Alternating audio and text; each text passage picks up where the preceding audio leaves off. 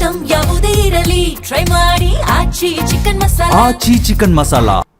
DK Shivakumar ಅವರ ಹಳೆ ಸಿನಿಮಾದ ಹೊಸ ಪೋಸ್ಟರ್ ರಿಲೀಸ್ ಆಗಿಲ್ಲ. ರಿಲೀಸ್ ಆಗೋಕ್ಕೂ ಮುನ್ನವೇ ಈಗ ದಂಗೆ ಶುರುವಾಗಿದೆ ಅಂತ ಕಾಂಗ್ರೆಸ್ ಪಾಳೆಯದಲ್ಲಿ ಆಗ್ತಾ ಇರುವಂತಹ ಬೆಳವಣಿಗೆಗಳ ಬಗ್ಗೆ ವಿಪಕ್ಷ ನಾಯಕ ಆರ್ ಅಶೋಕ್ ಅವರು ಲೇವಡಿ ಮಾಡಿದ್ದಾರೆ. ಡಿಕೆ ಶಿವಕುಮಾರ್ ಮಾತು ಕೊಟ್ಟು ಕೈ ಕೊಟ್ಟಿದ್ದಾರೆ. ಸೋಷಿಯಲ್ ಮೀಡಿಯಾದಲ್ಲಿ ಇದೀಗ ಏನು ಆಗ್ತಾ ಇದೆ ಬೆಳವಣಿಗೆಗಳು ಅದರ ಬಗ್ಗೆನೇ ಮಾತಾಡ್ತಿದ್ದಾರೆ. ರಾಮಲಿಂಗಾರೆಡ್ಡಿಗೆ ಡಿಕೆ ಹಿಂದೆ ಮಾತು ಕೊಟ್ಟಿದ್ರು, ಆ ಮಾತನ್ನ ಉಳಿಸ್ಕೊಂಡಿಲ್ಲ ಅವರು ಅಂತ ಹೇಳಿ ಆರ್ ಅಶೋಕ್ ಅವರು ಇಲ್ಲಿ ರಿಯಾಕ್ಟ್ ಮಾಡಿದ್ದಾರೆ. ಡಿಕೆ ಶಿವಕುಮಾರ್ ಅವರ ಹಳೆ ಸಿನಿಮಾ ಹೊಸ ಪೋಸ್ಟರ್ನ ರಿಲೀಸ್ ಆಗಕ್ಕೆ ಮುಂಚೆನೇ ದಂಗೆ ಶುರುವಾಗಿದೆ. ಸ್ವೇರಿಂಗ್ ಆದ 3 ದಿನದಲ್ಲಿ 3 ಬಾಳು ಆಗ್ತಾ ಇದೆ. ರಾಮಲಿಂಗಾರೆಡ್ಡಿ ಅವರಿಗೆ ಡಿ ಕೆ ಶಿವಕುಮಾರ್ ಮಾತು ಕೊಟ್ಟಿದ್ರು, ಬೆಂಗಳೂರು ಇನ್ಚಾರ್ಜ್ ಕೊಡ್ತೀನಿ, ಅರ್ಬನ್ ಡೆವಲಪ್ಮೆಂಟ್ ಮಿನಿಸ್ಟ್ರಿ ಕೊಡ್ತೀನಿ ಅಂತ. ಆಗೋವರೆಗೂ ಮುಖ್ಯಮಂತ್ರಿ ಆಗೋವರೆಗೂ ಕೂಡ ಮಾತು ಕೊಟ್ಟು ಈಗ ಕೈ ಕೊಟ್ಟಿದ್ದಾರೆ ಅಂತ ಸೋಷಿಯಲ್ ಮೀಡಿಯಾದಲ್ಲಿ ಇಡೀ ಬೆಂಗಳೂರಲ್ಲಿ ಓಡಾಡ್ತಾ ಇದೆ. ರಾಮಲಿಂಗಾರೆಡ್ಡಿ ಅಂತ ಹಿರಿಯರು 8 ಬಾರಿ ಡಿ ಕೆ ಶಿವಕುಮಾರ್ ಈ ಥರ ಮಾತು ಕೊಟ್ಟು ಮೋಸ ಮಾಡೋ ಅಂಥ ಪದ್ಧತಿ ಇದೆಯಲ್ಲ, ಅದು ಸರಿ ಇಲ್ಲ. ಈ ಥರ ಕೊಟ್ಟ ಮಾತನ್ನು ತಪ್ಪೋ ಅಂಥ ಚಾಳಿ ಡಿ ಕೆ ಶಿವಕುಮಾರ್ ಪ್ರಾರಂಭ ಮಾಡಿದ್ದಾರೆ. ಇನ್ನೆಷ್ಟು ಜನಕ್ಕೆ ಏನೇನು ಮಾತು ಕೊಟ್ಟಿದ್ದಾರೋ ಅದರಿಂದ ಇವತ್ತು ರಾಮಲಿಂಗಾರೆಡ್ಡಿ ಅವರು ಧೈರ್ಯ ಮಾಡಿ ರಾಜೀನಾಮೆ ಕೊಟ್ಟಿದ್ದಾರೆ, ನ್ಯಾಯ ಕೊಡಿ ಅಂತೇಳಿ. ಈ ಥರ ಇನ್ನೆಷ್ಟು ಜನ ಸಚಿವರುಗಳು ಮುಂದಿನ ದಿನಗಳಲ್ಲಿ ನ್ಯಾಯಕ್ಕಾಗಿ ಡಿ ಕೆ ಶಿವಕುಮಾರ್ ಅವ್ರಿಗೆ ಧಮಕಿ ಹಾಕ್ತಾರೋ ಗೊತ್ತಿಲ್ಲ. ಇನ್ನು ಇರೋದು 1.5 ವರ್ಷ ಎಲೆಕ್ಷನ್. ಅದಕ್ಕೆ ಮುಂಚೆನೇ ಈ ಥರ ಬಂಡಾಯದ ದೊಡ್ಡ ಸ್ವರೂಪ ಎದ್ದಿರೋವಂಥದ್ದು. ಕಾಂಗ್ರೆಸ್ಸಲ್ಲಿ ಒಳಜಗಳ ಬೇಗುದಿ ಇದೆ, ಜ್ವಾಲಾಮುಖಿ. ಮುಂದಿನ ದಿನಗಳಲ್ಲಿ ಇದು ಜ್ವಾಲಾಮುಖಿ ಆಗ್ತೈತೆ. ಕಾಂಗ್ರೆಸ್ ಪಾರ್ಟಿ ಒಡೆದ ಮನೆ ಅನ್ನೋದು ಇದರಿಂದ ಸ್ಪಷ್ಟ ಆಗ್ತಾ ಇದೆ.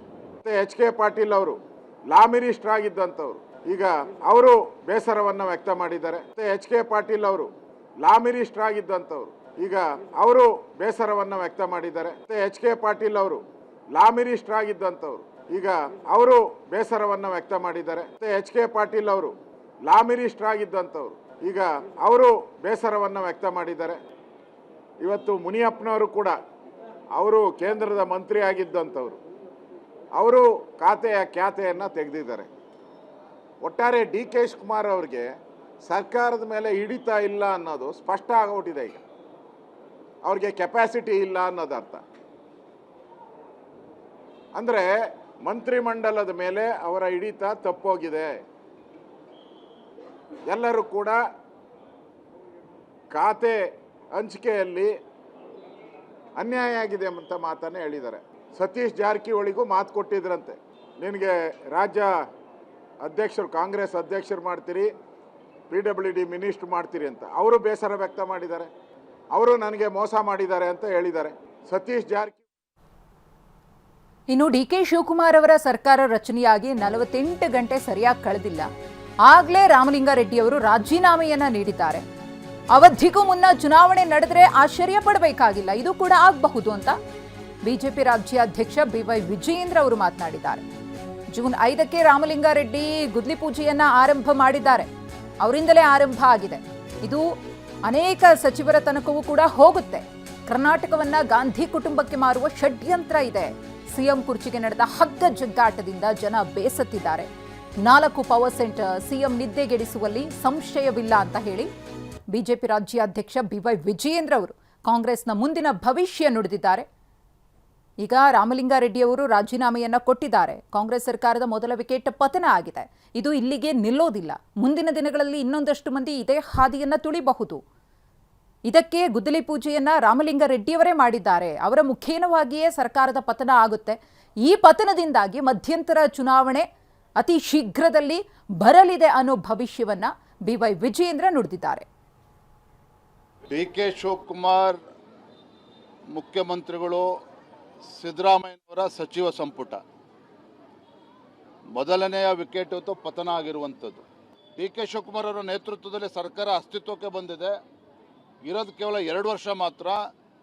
ಈಗ ಮತ್ತೆ ಹಗ್ಗಜಗ್ಗಾಟ, ಯಾವ ಪೋರ್ಟ್ಫೋಲಿಯೋ ತೆಗೆದುಕೊಳ್ಬೇಕು, ಯಾವ ಜಿಲ್ಲೆ ಉಸ್ತುವಾರಿಯನ್ನು ಪಡೆದುಕೊಳ್ಬೇಕು, ಇದರ ಕಿತ್ತಾಟದಲ್ಲಿ ಇವತ್ತು ರಾಮಲಿಂಗಾರೆಡ್ಡಿ ಅವರೇ ಇವತ್ತು ರಾಜೀನಾಮೆ ನೀಡಿದ್ದಾರೆ.